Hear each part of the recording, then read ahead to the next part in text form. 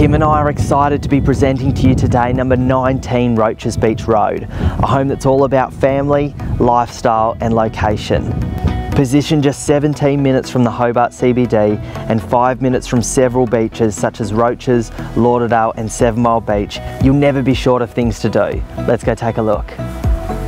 Privately situated at the end of the driveway sits this humble home comprising 4 generous bedrooms, all with built-ins and multiple living areas so everyone has their own space. The star attraction though will be this stunning new kitchen with soft closed drawers, granite bench tops and quality appliances. However, this isn't just a home, it's a lifestyle.